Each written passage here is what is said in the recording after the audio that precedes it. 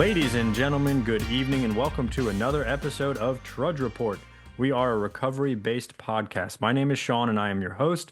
I'm joined by my good friends and fellow trudgers. Please remember to listen on Apple, Spotify, or wherever you get your podcasts. Videos will be posted each week so you can watch episodes on YouTube and Facebook. But as always, please be sure to please be sure to download on your listening platforms. Remember to like and subscribe on all social media outlets with the handle @TrudgeReportPod. We are brought to you by Stella Mix Podcast Management and our wonderful producer and editor, Miss Janine Stella. Gentlemen, good evening. Happy recording day. We're going to start with Corey just because he said he doesn't feel good, and I feel like starting with him so he can say hi and lay low. What's up, Corey? Nothing. What do you want? What do you want me to say, Sean? Just want you to say hello. How's everything going? Quick update. Everything good? How was your Valentine's Day? It was good. It was good for the most part. I don't have the bandwidth to rant about it right now. Mm-hmm. But I actually had probably the worst restaurant experience I've ever had in my life. Like, we've talked about it 100 times on this podcast. And I think we've even mentioned like what it takes for us to actually like send food back or like ask for a refund or something like that. We've talked about those thresholds. I've literally never asked for like a comp or anything until last night. It was wild. But I mean, it was Valentine's Day. It was busy and we're pretty understanding, but it was that part of it was terrible. Everything else was pretty good. Good. We had a good time, and to Gabby's credit, she was an absolute sport about the terrible restaurant that I brought her to. So where'd you go? You want to give a quick shout out to him? Yeah, shout out to Tide House.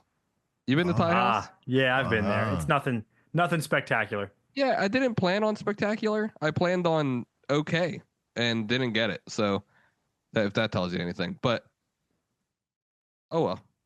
All right. It was fine. Good stuff. But yeah, I don't feel well. And because of the food? No, well, we didn't eat the food, Greg. Really? Oh, it was that bad? Oh yeah. Bad. Oh yeah. Wow. It was. We picked at a couple of things, and I went, no, this is bad. There was a lot of things. Okay. But no, and Sean, before you even start with your BS, I tried to stake my claim as long as I possibly could. It's just, dude, that little doubt that crept into my mind that I might be getting sick, it just took over. Oh, I thought you were talking about the restaurant. I was like, I don't know if it works like that. But okay. That's what I thought he was talking about too. No, divine authority works on everything, Sean. First, it does. So. You're right. So yeah, that's true. I didn't stake my claim with the restaurant experience either, honestly, because I would have saw God in them rather than the horrific thing that I saw. So. Well, Corey, you know what I say. If you're sick, you know what it probably means. You're slacking on your morning routine, dude.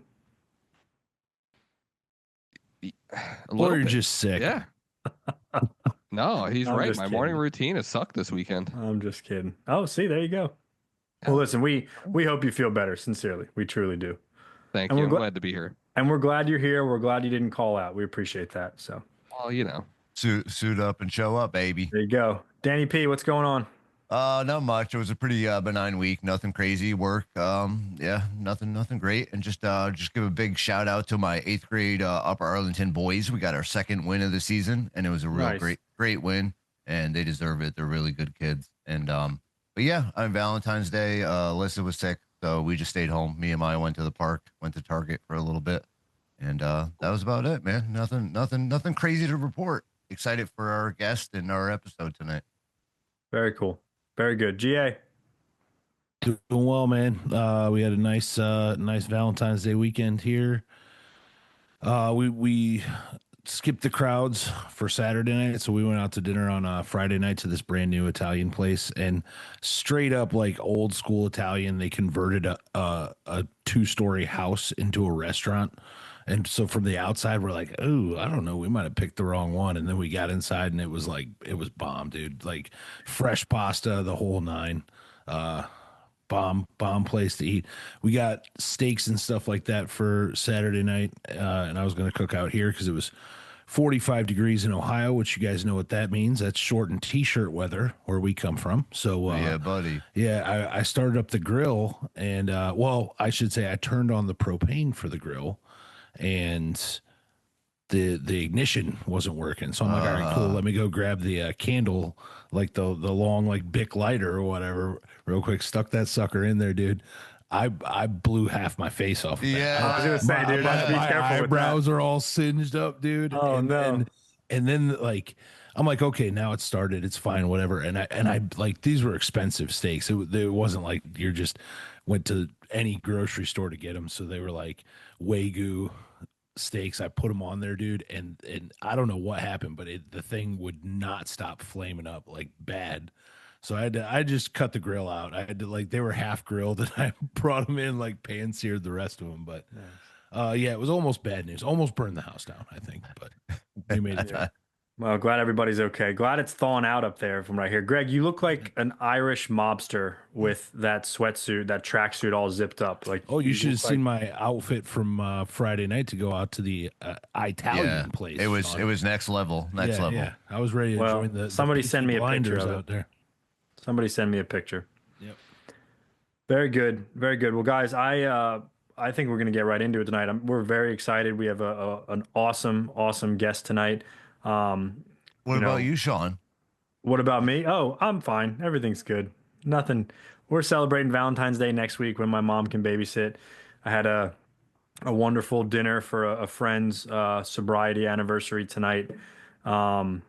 And played some golf today as usual. Typical Sunday for me. Was I invited to that one, Sean? Was I invited? I don't even know if this person like knows you exist, Corey. So That's impossible. Wow. it might be impossible, but no, it was a I can't believe you'd say that to me, to be honest. I mean, it might.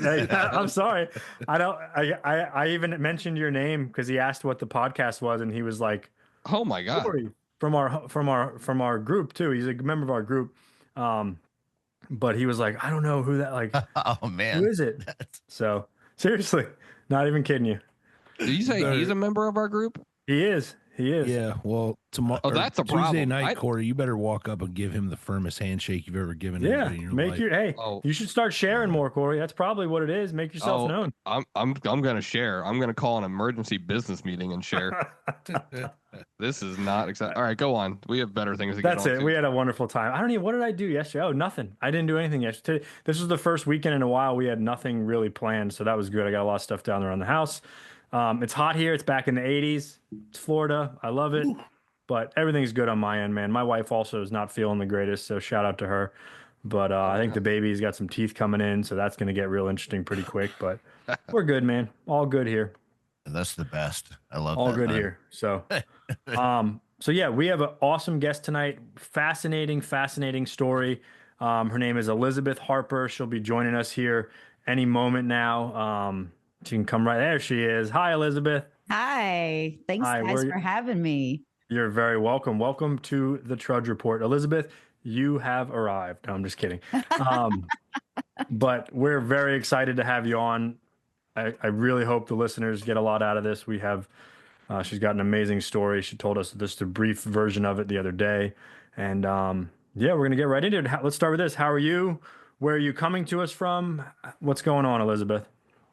I'm doing well. I'm Elizabeth Everett, and I reside right south of Nashville, Tennessee. A child of God, lover of Jesus, and mom to 3 boys. Oh, wow. How old are the boys? 21, 20, and 15. Very nice. Very nice.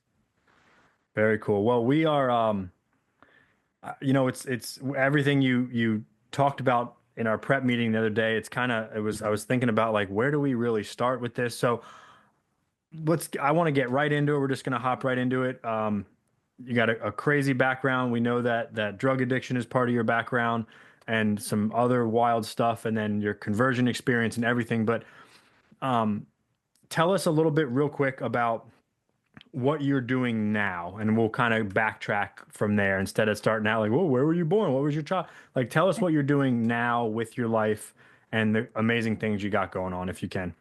Absolutely. Thank you. So on December 5th, I retired from a very successful corporate career in medical aesthetics, dermatology, plastic surgery, which I'd been in for about 15 years total. And this is a walk of obedience with my knees knocking. I launched on January 6th, Grace in the Breaking Ministry. So far, I have Grace in the Ministry podcast, a Christian apparel line. We're building a community as well as deliverance ministry will be fully launching here in a couple of weeks. So very exciting time, and just want, God was pushing me to tell my story and help others out there know that life happens and it doesn't have to define you. You can have so much purpose from the pain. He uses every bit of it. So I'm standing here today in front of you guys, literally by the grace of God. And that, my friends, is where Grace in the Breaking birthed. Very cool. Tell us real quick, what is deliverance ministry? We looked it up a little bit, or Danny sent us some stuff on it, but tell the listeners exactly what deliverance ministry is, if you can. Okay, absolutely. So when you become a Christian, you are born again. Your second part of that is stepping into your new creation, is getting rid of the spirits or demons that you've opened up along the way that have attached to you. There are so many Christians out there that don't even realize things that are upon them. And deliverance ministry is just kind of the next step in freedom so that you can move from all of the pain and step into the purpose. I mean, it's literally biblical. It goes back to Genesis with Adam and Eve and where that spirit of rebellion came in when Eve fell short of the glory of God, and then how all of the fallen angels came to be about and took dominion on the earth. But Jesus gave us the right back to have that dominion when he died on the cross and rose again. So in order to rise up in the power and authority that we've been, our God-given right, deliverance is a necessary process. And the most amazing thing, people don't even realize it. You, me, Danny, Greg, Sean, Corey, like we all have the power and authority to cast out these demons. It's just something that's not talked about. It's people think of the movie Exorcist. Now, can spirits attach and can demons actually come inside of you in very weak vessels with open black doors? Absolutely. But there are remedies. And to walk in true freedom, you need deliverance. Very cool. Very cool. So then that being said, how did you, so let's now we're going to take it all the way back. We know that most people don't get to where you're at because life was just this perfect streamline of events and wonderful all over the place. So were you born into the life of addiction and trauma? Like, what was your family structure like growing up? What was your childhood like? Let's go all the way back, if you don't mind. Sure. So I grew up an only child till I was 9.5, almost 10 years old. Now, the household that I grew up in was a house of secrets. There was addiction and there was adultery. So when you're conditioned as a child to keep secrets, knowing what one parent's doing versus what the other parent's doing, it becomes a really lonely place. I grew up out in the country, so isolation was also an issue with that. Let's add more fuel to the perfect storm. Walked in trauma from a neighbor in the 5th grade. And again, those secrets, the shame, kind of, I think my parents did the best they could with what they were given at the time. However, I don't think they ever realized what their actions, how they were contributing to my growth, especially at such a pivotal age. And things didn't get any easier. All of a sudden, there's 3 siblings in the mix, coming at 10 and 11 that were 11 months apart. I also had the joy of raising them because my parents weren't around. So then it's a set of twins and another sister that was 11 months older than them. I had to grow up really quick and start taking on responsibilities that I shouldn't have been taking care of at age 11 and 12. Age 14, someone in my family sent me to clean a friend's house. Was never about cleaning their house. I did not know that. I was sexually assaulted that night and given massive amounts of cocaine. Left unsure, kind of reeling, stoned out of my mind, heart coming out of my chest. Here I go home. There became rumors because the circle that one of my family members ran in, they had kind of deemed me as the little black sheep, the one that wouldn't quit like acting up, acting out. But see, these were signs of trauma. These doorways had been opened from this sexual trauma. Part of my family knew about it, but it was kept quiet because I came from a model family, like the family in the small town that everyone respected. Like my grandparents were very influential people, and we just didn't act out. So these should have been red flags, but unfortunately, they weren't. Now, you said real quick, you said a family member sent you to the house to clean it. Did that family member know exactly what they were sending you there to do? To this day, I'll probably never know. With launching this ministry, my family doesn't have anything to do with me. My dad has been supportive and my stepmother, but siblings, mother, all of them, their relationship is severed. There might have been an afterthought of it, not realizing, because sometimes when certain people have a persona of how the family is, right, they automatically assume that generational curse or that generational pattern behavior is going to be congruent with their child. Because statistically speaking, that's exactly what happens. Yeah. So I came from curses on both sides because adultery is rooted in witchcraft. That's generational. And I can tell you it passed through my family. It didn't just end with me. An addiction, we know that is a bloodline curse. And until someone stands up and stops the evil, it will pass down. I'm a prime example of that. I had a prodigal that just got radically sanctified and delivered by Jesus in October after dying a couple of times. So, and God just graciously brought him back to life. So had an interesting childhood. It gets even more perfect from there if you want me to tell the next little part. Absolutely. So this became a repetitive cycle. I started doing crack cocaine at the subsequent house cleaning visits, and I was cleaning the house once a week. I became known in that circle as the wild child. I wasn't doing drugs with people at school, anybody my age. I still maintained, the good grades and the persona that the family wanted. But it became points where I was actually sneaking out of the house almost every night. And then another person in that circle started giving me more drugs. So then at this point, I'm doing hash, I'm doing cocaine, I'm doing crack, I'm doing methamphetamine, and I'm doing this pretty much every single night, repeating this cycle. And again, I've given these drugs, right?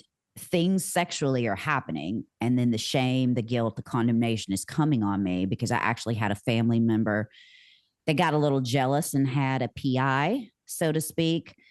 And I'll never forget the day that they looked at me and said, who are they going to believe, an upstanding member of society or a drug addict?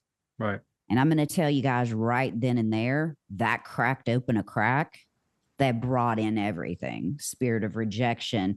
And then, well, if you think I'm like that, let me just show you how darn bad I can be. Yeah. And it was a catalyst storm from there. Wow. So this is all in your early teenage years then? Yes, sir. And 14 through 16. Okay. So it sounded like and pretty heavy just from the jump, like cocaine, like right from the jump. I know, like I can speak for myself. It was, it was a little bit more gradual, but it was certainly early. Being someone, I always try to ask this, of course, in the most graceful way possible, but like as somebody who also survived like trauma and abuse at an early age in childhood, like how do you feel that trauma was rooted in your addiction, and how do you think that it played a role as things progressed? I definitely feel, looking back, there were several patterns of rejection that were kind of already there, especially from the sexual trauma at age 5. And then again, keeping the secrets of, someone's adultery in the house and then someone's addiction. Like, there were so many secrets and whispers, right? It creates an atmosphere to which a child really doesn't know how to thrive, have friends, etc. And when you're looking for acceptance, right, because you have family members that are repelling for each other, like we didn't sit down for family dinners, we didn't do anything together. And it's lonely sitting in a room, you start seeking affection in different places. And I do believe that just made the perfect storm for me not being able to stand up for myself and being like, no. But then also, when you have someone that you've known and grown up with for all of these years, right? Like, his daughter was in the same class as me. Like, we were cheerleaders together. Yeah. So you see what I'm saying? So that even puts more of a secretive spin. And then when those things happen, you're like, well, I must have done something to do that, because that's every time that I always messed up, it was always my fault, right? That was kind of established. But I can tell you, it opened up pathways that, so you think about, I was rooted in rejection. I needed self-validation. I was seeking love and acceptance in all of the wrong places. And that's how the rest started to unfold. And then once I opened those doorways to that, literally the highway to hell, man, it was Katie bar the doors. I thought I was 10 foot tall and 7 foot wide and made of steel, because at that point, you weren't going to get close enough to me to break me. But I was going to stay high, because I didn't want to feel it. I wanted to be numb. I mean, there's no reason that I shouldn't have OD'd at a young age, because, drugs were a lot different back then, and I was doing with influential members of society. So it's mind boggling. Like, God had his hand on me all the times. And here's the interesting thing, guys. The people that harmed me and that gave me those drugs, they're not even they're no longer living. Yeah. Yeah, I always think it's crazy. Like, for me too, like as a child growing up, with my dad, he was always drinking, and when he went to prison and stuff, and like I had to become the man of the house and take care of everybody and stuff. But as a child, I normalized it. Like, it was almost like normalizing, like, everyone else. This is a normal, like, it was nothing odd about it, and you just keep living that way. Was it kind of like that for you? Like, with everything at first was like, this is just life, like, it wasn't so like an oddity or anything like that. Yeah, because like you said, you become to normalize it. It's your norm. It's what you're accustomed to and used to. And I do remember, like, going to my aunt and uncle's house and seeing how they treated my cousins and never wanting to leave, right? Because there was love and affection, and you had like a home cooked breakfast, and you had all of these things. And I would watch. I felt like, you feel like the little child peering in through the window, and you want that so badly that I think it opens a door that you're seeking attention and validation from everyone. And then it becomes a point when you start to get it, even if it's from unhealthy spots, right? Well, this is what I deserve. Like, this is better than nothing. Like, I do have people to talk to, even though they're not my age. Like, it's a cycle that starts young and you become conditioned to it. Mm-hmm. Right. Yeah. And I knew, like, we're like move a little further on down, like, that was the same thing as I was trying to seek acceptance for people. That's why I was selling drugs for different factions and different people. And I felt awesome and cool about myself because these people accepted me. So more into like the little tidbit of story that you gave to us, I would love to know more about into Puerto Rico and everything that happened up there and up north and all those things. Cause I grew up in Connecticut and I grew up north, and I had the same kind of, mafia gangs, like all that stuff. And like, I know that like it gets really crazy. So if there's anything you would love to share with us, I'd love to hear. So I had enough, and I left home like 3 weeks after I turned 17. So the beginning of my senior year. Here's the kicker. In the interim of all this, I had started dating a guy that was way older than me, right? But he showed me love, attention. He had a great job. He worked out of the country, right? He would come home. He made me feel loved and supported, although he was a dealer. Back at this time, you could fly drugs over the borders, right? And there was no fear of getting caught, right? You'd literally tape it to your legs. So I became a part of that. And so I moved in with his mother, again, doing drugs, got married as soon as I turned 18, and we left and went to Puerto Rico. And influential company that his dad was a part of, that he worked for, led us to a massive amount of money, right? I'm being 18, he's in his mid-20s, and we fell in with Puerto Rican mafia. And I was the only female, the only Chico that ran with that group. There are so many places that I've been, what I've witnessed. It's horrific. Got into heroin down there. There was this place called The Hill, and the drugs got so bad down there. I mean, we were doing them every day. And, when you open doors and you let stuff like that in, y'all, music is even satanic. So husband number one, because again, seeking that validation, that acceptance, somebody to actually take care of me. So I didn't have to worry. And I didn't work, obviously, living out of the country. I just did drugs. That was my job. I did that, hung out, was the pretty little face, the little side piece, kind of went along with the flow. But I'll never forget one night I was not doing cocaine. He was, and he was drinking, and Black Sabbath came on, and I'll never forget it. He looked at me and he said, I'm about to kill you. And I was like, oh. Wow. And then I realized his eyes were black, and he grabbed a knife, and he put holes in thick wooden doors. And then I was able to push an air conditioner out with the bars, because all the windows are barred in other countries, and push it out and escape. And that's when I called my dad and was like, I'm hooked on drugs. I need you to pick me up at the airport. I'm coming for a visit. So then I escaped, got out of rehab, and went to Wisconsin. Well, hello, party life. Not much else to do up there, huh? Yeah, that's a wild transition, Puerto Rico to Wisconsin. Right, but I also escaped where he couldn't find me, because that was a far enough distance that anything that I was attached or associated with wasn't going to be able to locate me. They didn't know if I had changed my name, what I was doing, what I was going under. So I went where no one knew me. And of course, like, I fell into the Candy Kid scene. Now, wait, how old were you when all this was happening? This was almost 20.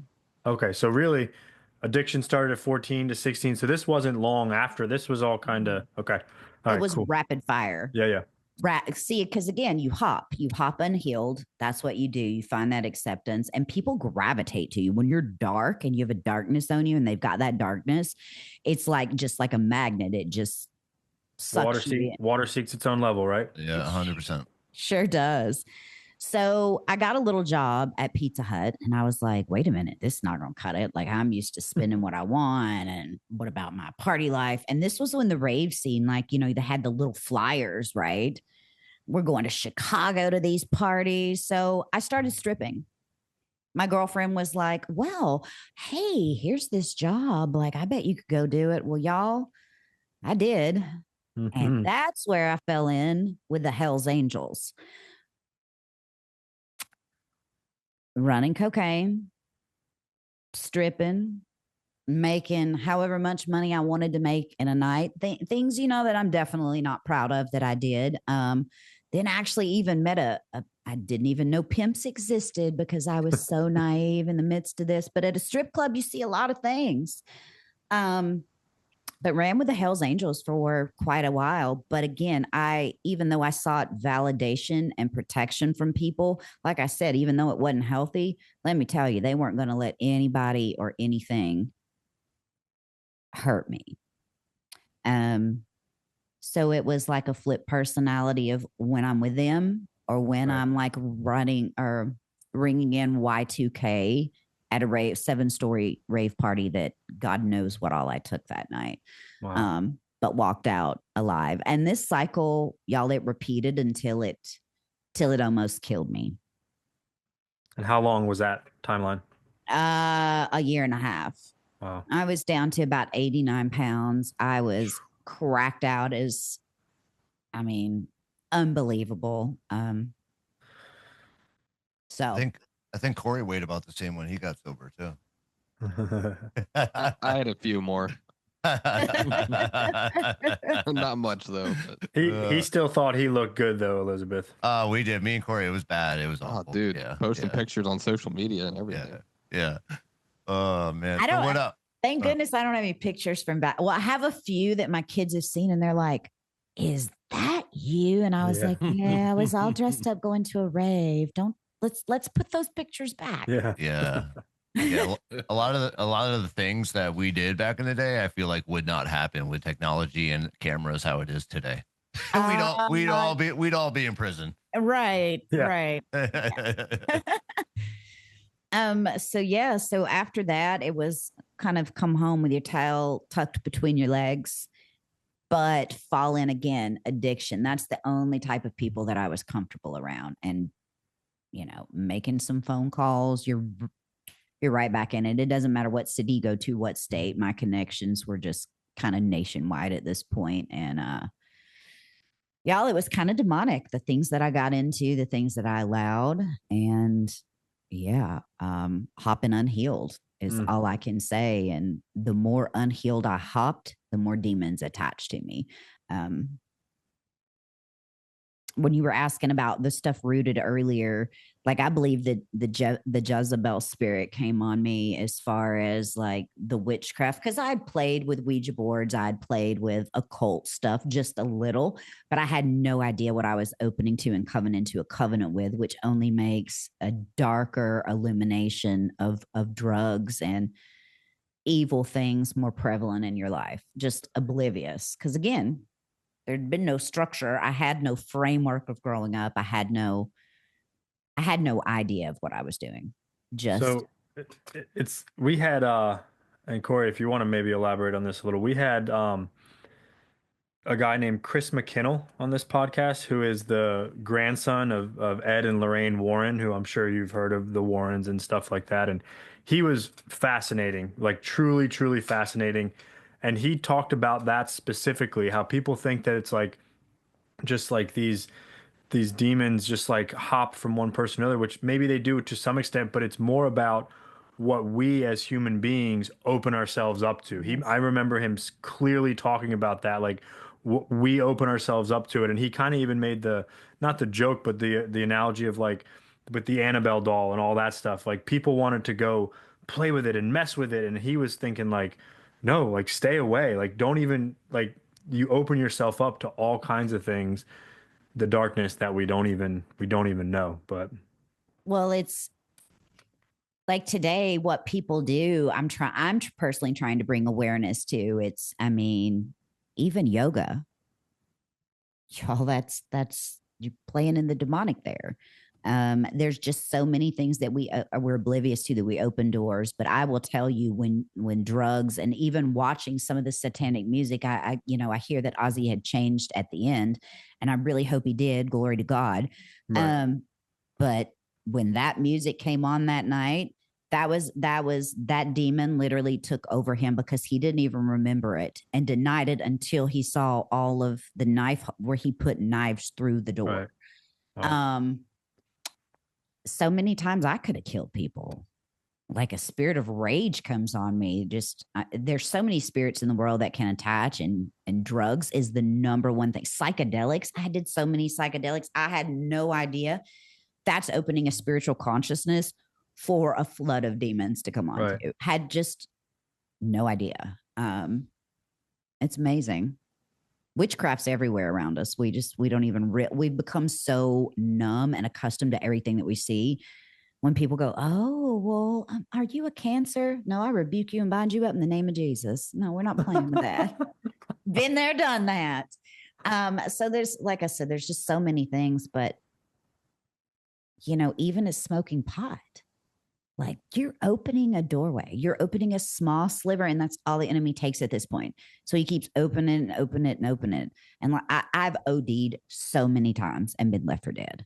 So many times. Woke up like vomit, everything stuck to me. And you know what? Friends will leave you in those situations. I mean, you guys probably or might have experienced that, but man, God the whole time had a hand on all of us. And it's just so amazing to know that he had a plan and he had a purpose for everything that we went through, that like we're sitting here today, happy, whole, and healing a little more every day. So, yeah. Very good. So I guess shifting a little bit then, what happened, your conversion experience, we've built it all. What happened? All right. So hopped unhealed, drug use, come home from Nashville with a friend on a wild party night, bottles of tequila. Honestly, I got pregnant with my first son. Okay, that sobered me up. We got married. We had him. It was wonderful. We had moved out of state where we didn't know anybody. We had moved to Alabama. At that time, I had gone back to school. Then we got pregnant and had a second son. Moved back to Tennessee. And what do you guys think happened? You run back into those old friends. Those patterns like pop back up.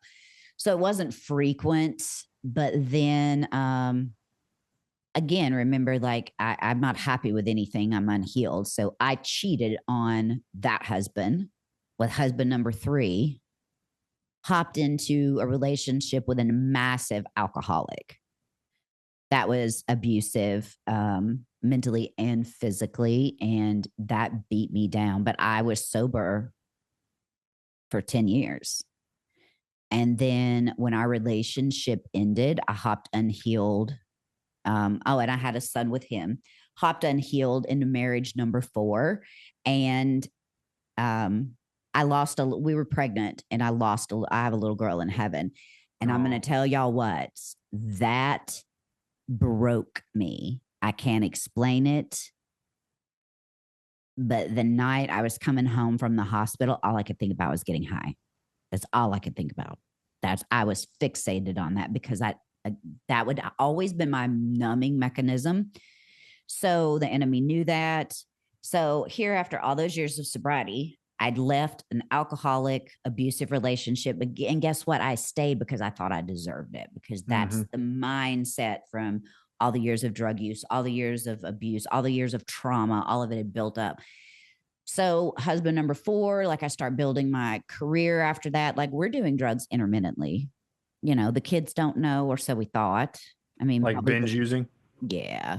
Now, during these 10 years of sobriety, were you working any kind of recovery program, church, 12-step, anything like that, or just very basic? Nope. I'm going to stay sober on my own willpower kind of thing. Yeah, and we know how that works. And you managed to stay sober 10 years. That's as terrible as that sounds, it's also fairly commendable that you were at least able to stay sober. And I think it was all because I was trying to protect everybody from the alcoholic. Does that make sense? You had to stay in your right mind. You became the great enabler in a sense, right? Yeah, probably. Yeah. Right. Because that's what we do. We're unhealed versions. So I had no higher power. Like we would go to church occasionally. What do you call it? Like the Easter, Christmas, right? But like, oh yeah, Jesus. Yeah, that's great. But did I pick up a Bible and read it? No. Did I have anybody disciple me? No. So in the middle of burning marriage 4 down to the ground, because now I've picked up, like the last time, okay, I'm going to tell you guys, the last time I did so much cocaine that my vision started going out. So quickly had done it. He had gone to sleep, he'd quit partying, and I have no idea how much I consumed. But I remember going, if there's a God, please don't let me go blind. And I'm not sure if I OD, I don't know. But then after that, I was like, man, something's got to change. I was so miserable. I was beating myself up. Well, husband number 4 decided to leave. And when he did, I was like, that's it. I'm ending it. I'm tired of this torment. So literally, I met Jesus when the kids had gone to their dads for the weekend. And I was plotting to blow my brains out. I mean, sorting out every single detail, getting ready to do it. And then all of a sudden, I had dozed off and I woke suddenly like that. And I heard of this voice, and it was God. And next thing I know, I'm writing emails at like 3 a.m. in the morning to people I had hurt, like 4 people in particular, which I thought was odd. And then I dozed back off and I woke up. I was like, was that a dream? And then I looked, I was like, oh, those are not my words. Oh my gosh. Like I really did email these things. And that began like my walk with God. Like that began, like starting to search and seek him and hear him. And then we had some demons obviously in the house, because guess who had opened all the doors? This one right here. I had a son battling addiction, but the amount of demonic doors that were open, and we're talking like low level spirits, like things shaking, headaches, little hindering things. But man, it was a pretty intense process. It was dark, but I can't tell y'all. And there's been people in the family that have taken their life. And I look back now and I've had to tell my kids, like, this is not the way out. Like, I've been there in that state, but let me just tell you, there's nothing that you've done that's too far from the love. No matter what little voice in your head is, you're carrying around shame and guilt and condemnation. Like, it's not worth it. So they all know my story, every bit, every little dirty detail that haven't even shared on the air, of things that I'm so not proud of, but God. Like, he literally met me in my darkest moment and birthed this. It's been a process. Like, I've been walking with Jesus for like almost 5 years now, and I can tell you it has not been an easy road. I didn't do recovery. God just healed me. And you know, I would have a couple of beers, honestly, after finding Jesus, maybe like 4 or 5 months, and then all of a sudden I heard this voice and said, put that down. And it was such a voice of conviction that came over me. Like, even the smell of alcohol just almost makes my stomach go inside out. Because for me, all of it was a catalyst, right? If I'm gonna have a drink, then I'm probably You're gonna do some cocaine. Yeah. Well, because I'm gonna lose inhibition. That frontal lobe's just gonna Yeah. flop out. But yes, you're right. We have a line in one of our literature books that says, concerning alcohol, and you can fill in the blank with any drug, that we recoil once we've had an awakening, once we've had, you know, the spirit of God come to us, and the obsession is removed. We recoil from it as from a hot flame, and that's a very popular line in our literature. And same I thing, you know, like the whole. that. I've never heard that, so that's pretty eye opening. I hate it, because had I known the things that I were bringing on my kids, right? Or had I had somebody disciple me or tell me back in the beginning, or had some type of framework to follow, I think life might have been a lot easier. But as I look back, I don't regret it, because everything that I've gone through has been a roadmap or a stepping stone that I'm going to be able to relate to someone out there. So the louder I can be in telling my story, and the more people that I can sit down one-on-one with and have conversations when they're at their last moments, right? I think the greater awareness for the love of Jesus I'll be able to spread. And if I can break this mess that we've put on ourselves off, like, it's great when you go through a program and stop addiction. But I'm going to tell you, until I literally went through a deliverance ministry myself. So everybody gets baptized, right? And they're like, this is your public profession. Okay. Well, remember when I talked about like first part of finding Jesus, the second part is actually going back under that water and casting out everything that's attached to you, because there's so many things that attach to us from children on. There's always some little bit of guilt or some little bit of rejection or all these things. And what came off of me was wild. I wouldn't have believed it had I not been to something like this and what I experienced myself. I I'd done missionary work in Rwanda a couple of years ago, and I felt the Python spirit came on me because I got up for the first time to tell my testimony, and I was being choked, and people could see it, but there was no one on me. And I had to cast it down so that I could tell these women that had been prostitutes and everything, like my story. Because there's, like I said, there's lots of things I'm not proud of that I've done for drugs. Right. And I wanted them to know they weren't alone and that they could overcome it. It's been a while though. I think, like, speaking about it, I love that, like, you tell your kids and stuff. My son's 13, and I always tell him I don't just spit out and say it, but if he asks questions, I'm going to give him the honest truth, you know, because I feel like it removes the shame, you know, and it opens up conversation, because that's the biggest thing, like, to me with, like, kids and stuff like that, is that you need to be a safe spot for them to talk to, you know. So I really, like, I love that you do that. And is there, like, we all have, like, things that we do daily to keep staying on our path. So is there things that you do every single day, morning, afternoon, and night, that are, like, consistently? There it is. That is the roadmap. Prayer. Like, I will, I'll pray in my prayer language. When I don't have the words and it's overwhelming, there are 3 little words I like: stop, drop, and pray. Those can change the trajectory of anybody's situation. If you literally try it, like, it's amazing because it stops it like that. Or you might hear me holler out 1, 2, 3, Holy Ghost, 1, 2, 3, Holy Ghost, 1, 2, 3, Holy Ghost.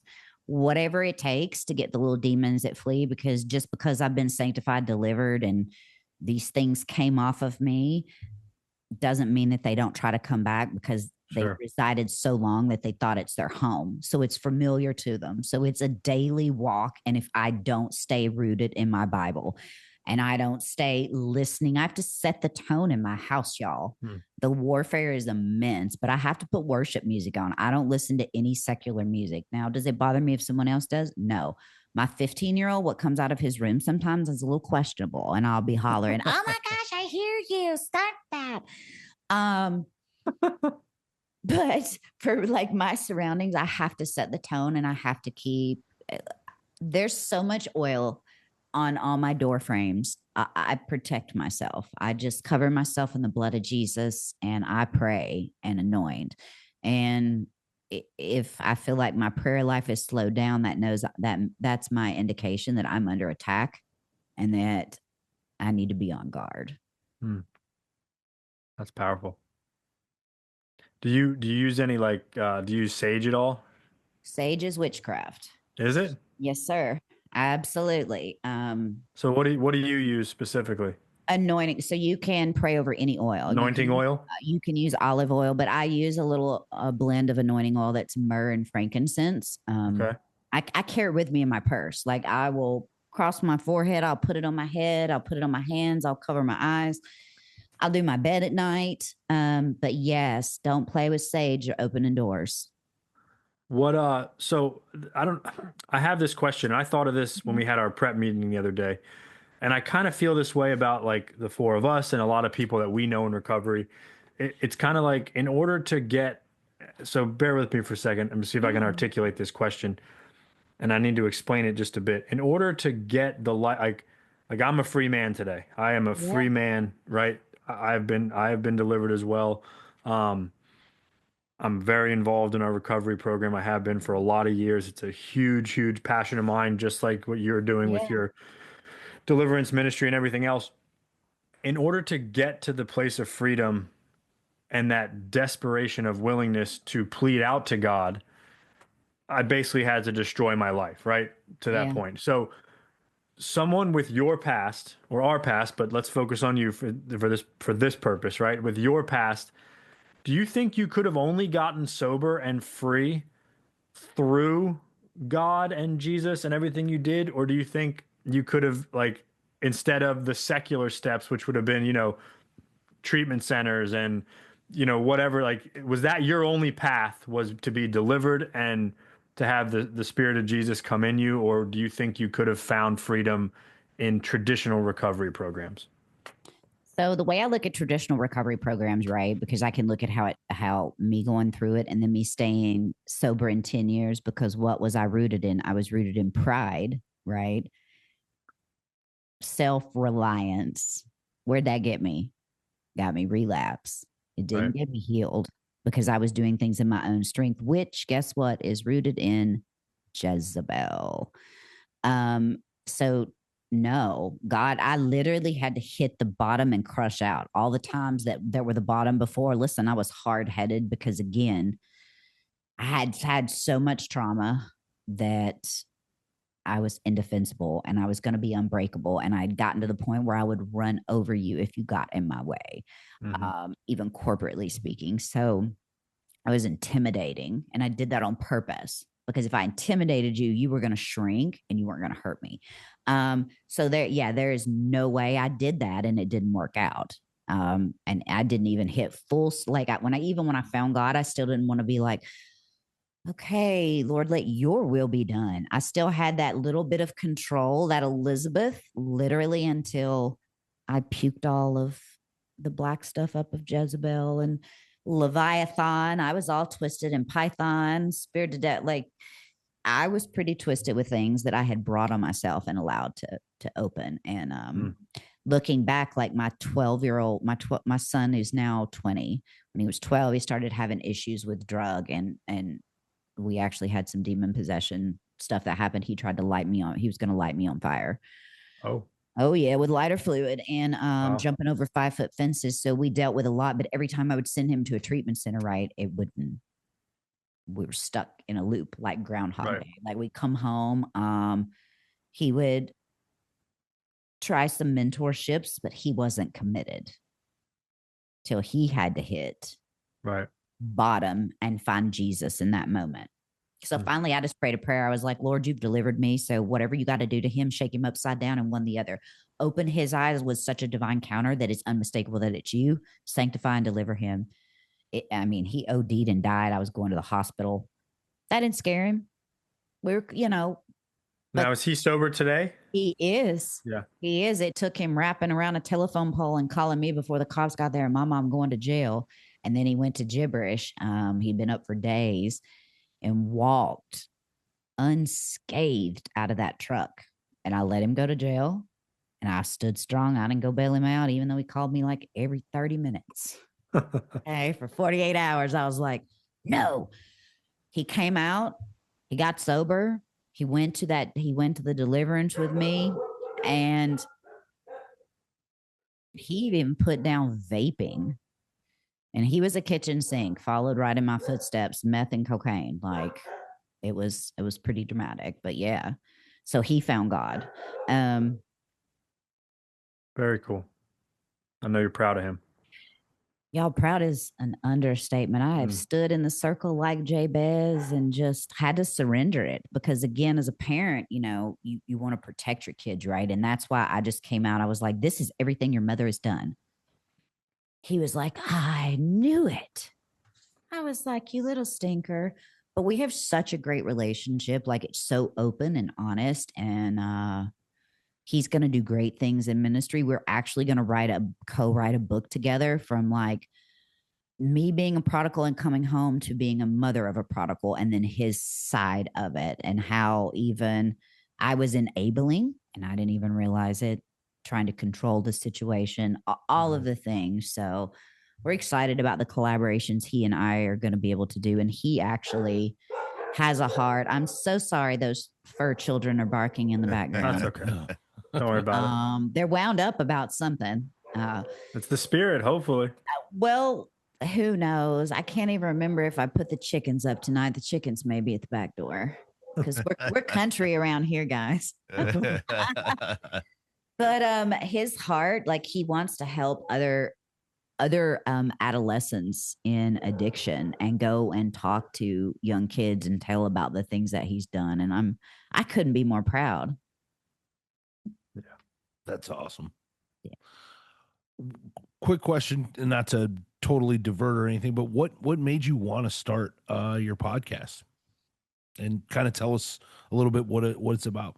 Okay, so God told me a couple of years ago when I found him and he was starting to peel layers back. First, he told me to write a book. And I was like, I never could make the time, right? And then he was like, you need to do a podcast. And then in the midst of the fall, coming out of losing everything from 2024 to present, like husband leaving. I got in a horrible wreck that wrecked me. There was attack on my health, etc. Julian Oding, that God was like, this is your first step. This is your framework. You're to build a website. You're to write this book, and you're to launch this podcast. And I will reveal the rest as we go. And one of the pastors of another campus in another city texted me in the fall, and he said, the Holy Spirit wanted me to tell you, you are supposed to start a podcast that helps people break free from trauma, addiction, divorce, anything that has paralyzed their soul and spirit. That's who you're going to help. So you need to do this. And I was like, oh, that's a big confirmation. And then I got scared. I went through that deliverance, and I was like, well, I don't want to be disobedient. I don't want to lose. I've lost everything. I don't want to lose anymore. So here I am. That's awesome. That's awesome. Very cool. What is the name of the podcast for the people? Yeah, it's Grace in the Breaking. And we'll for all the listeners, we'll link some of your info in the description of the show, so they'll know how to find the podcast. And I assume Deliverance Ministry, there's a something social media or website or something. There is a website. We're adding new stuff to it every week. Definitely like the prayer community, all of that is there right now. But in 2 weeks, it'll be launched, even for individual containers for deliverance. So like one-on-one containers to work with, even virtually. We'll have put together a bunch of literature, and it's just about stepping out and getting free, turning your pain to purpose. Yeah, we'll make sure that in the description of the show, we'll link a bunch of your websites and social media and all that stuff, so people know exactly how to find you and get in touch with you and stuff like that. She's got a bunch of cool gear on there too. We need some gear, man. She's got the website's got all kinds of nice fits. Yeah, this is one of my shirts I got on. Cool. Today. Very nice. Very nice. Elizabeth, one thing I did want to kind of circle back to, because you talk, it's always fascinating to me when I meet somebody or talk with somebody that's got a large chunk of sobriety, especially like a decade or more, and then they go back out, right? And oftentimes you hear a lot of the same kind of stuff. It's that their program wasn't strong, their relationship with God wasn't strong, their addiction was manifesting itself in various other ways, everything but picking up their drug of choice or any drug or drink of choice, but it was certainly manifesting in other areas of their life. And so, yeah, it's always curious to me as somebody that walked through the fire and then, came out of the other side of it, stayed sober for a certain amount of time, and then to go back and do it all over again. What advice would you give to somebody that may feel like they're kind of just spinning their wheels at this point? Yeah, they've got some time sober. Maybe they got the credit cards or the kids back in their life or the roof over their head, but they're kind of out here just floating around from place to place or day to day. What advice would you give to those people? Biblically, we're not meant to do life alone. Like the Bible talks about where the enemy comes in with isolation.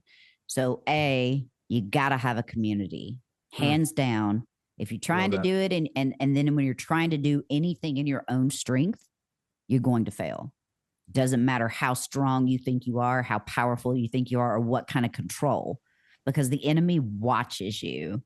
He literally stalks you out with monitoring spirits to see where your little compromises are. And it starts with those little compromises. That is where he's going to flush in. And when he used my grief and stuff, because I was rooted in so much pride, I could do everything myself. And I had built up such a resistance and a wall from things that, again, trying to do in my own strength, that it took that one. I didn't have a firm foundation. I did not have Jesus. I did not have a community. And that is a recipe for failure. So folks, you got to have community. You got to have accountability. You got to have structure rooted. And the only true structure roots are going to be through Jesus Christ, because he's going to seal, sanctify, and deliver you and keep you all the days of your life.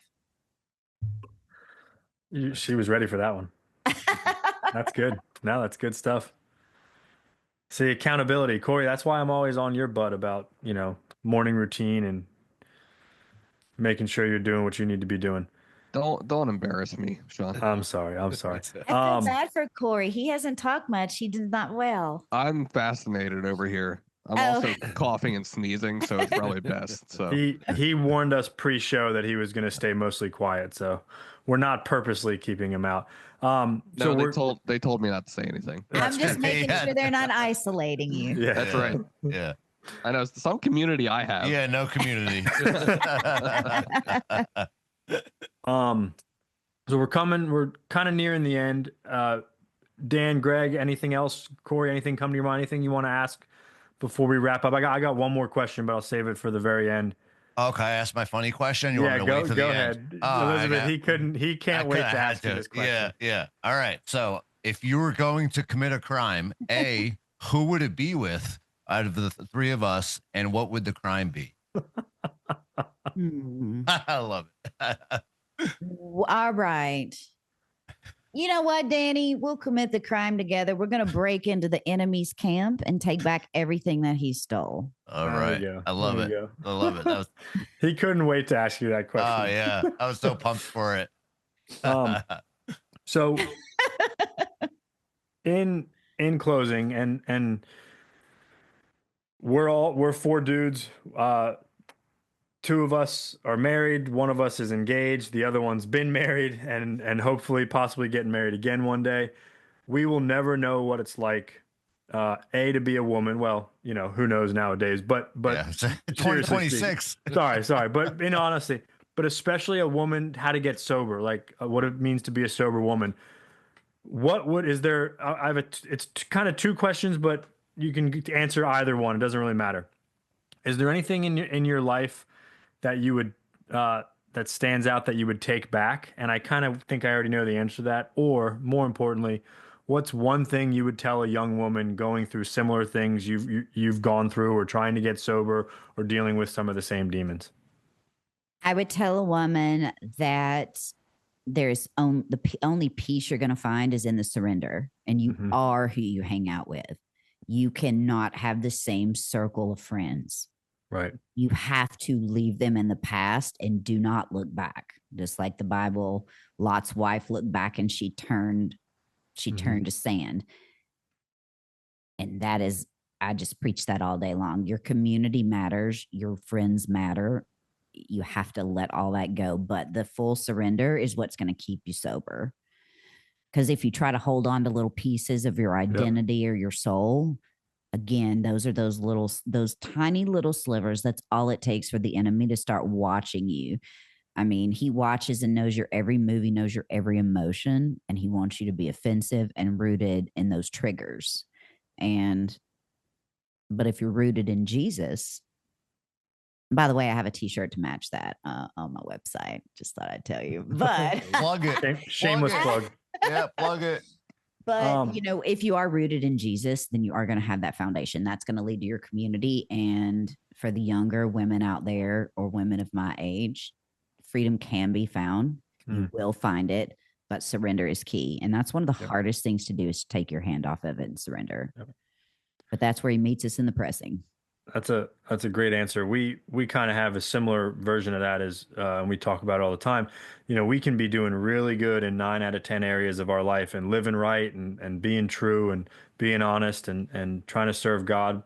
But then there's that one little area that you put it as compromises, that one little area that maybe we're still not on the up and up about. And I think, well, you know what? I'm doing so good in these other 9 areas that those will overtake the one bad area, and I'll be good, where it's in actuality, it's the complete opposite. That one area, no matter how big or small, will eventually just grow roots and overtake all the other good I'm doing, and the darkness can come right back in. So, Elizabeth, can't thank you enough. This was fascinating, really, truly fascinating for us. I know you were excited to be here. One more time before we wrap up, name of your podcast is? Grace in the Breaking with Elizabeth. Where can people find it? On all major platforms. Very cool. What's the website? Can you want to shout the website off real quick? graceinthebreaking.com.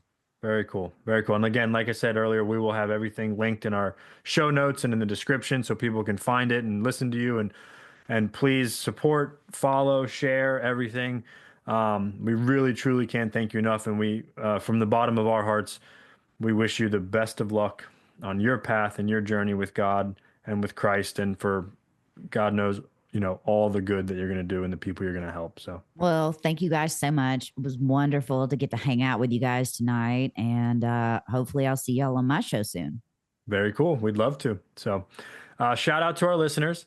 Please like, follow, and share on all socials at Trudge Report Pod. Email us, trudgereportpod@yahoo.com. Send in your mailbag requests for topics, questions, and comments to any of these handles.